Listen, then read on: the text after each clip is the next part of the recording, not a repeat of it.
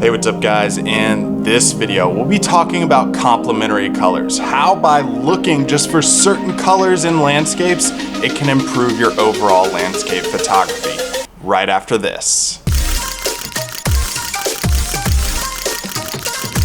Hey, what's up guys? I'm David Johnson and welcome into the video. On this channel, we talk landscape photography, taking you out into the field, showing you how to shoot different things, post-processing techniques, and gear reviews. So if you're new here or if you're into landscape photography at all, consider subscribing below. Now, in this video specifically, we're talking complementary colors. And complementary colors go along with composition in landscape photography. How do you construct a photograph to make it the best photograph that it can possibly be? Complementary colors are really important in landscape photography, not for where you associate different things within a photograph, but how you pair colors together in a photograph. But first we need to understand what complementary colors actually are. Like, how can you use them? How can you find them?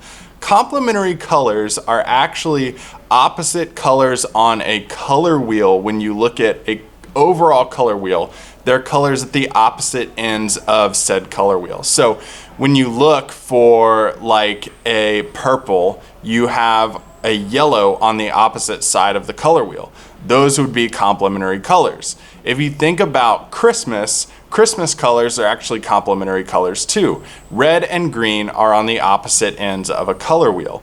So looking for complementary colors and how they pair together is more visually, aesthetically pleasing to the viewer of your photography because you have complementing colors within the photograph itself. Now, this takes some skill to see in the field.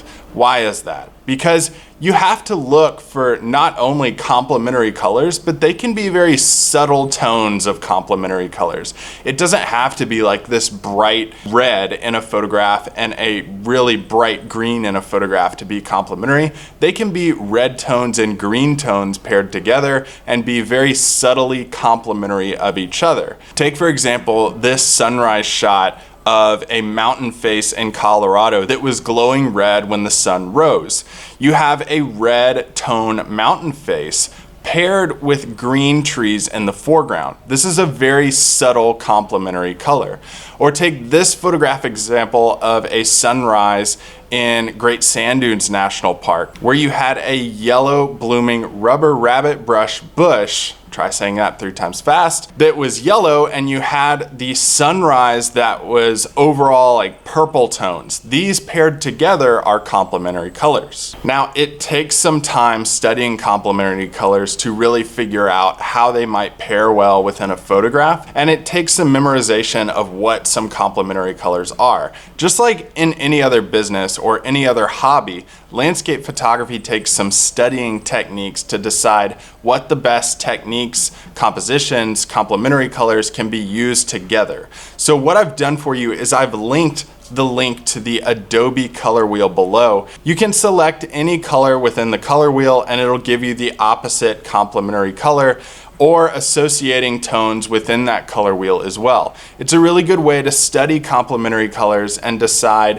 which ones work best together so that when you're in the field, you can notice these colors when they're represented within a landscape and shoot them well. Complementary colors can really take your photography to the next level. It can show people that, hey, I take the extra step in studying what goes best within a photograph and shooting it best possible because I understand the next level of composition using complementary colors. Now, composition is so important. So if you want to keep watching on composition, you can click on this video of what the best composition practices are for landscape photography, or you can watch this video on suggested videos based on your search terms from YouTube.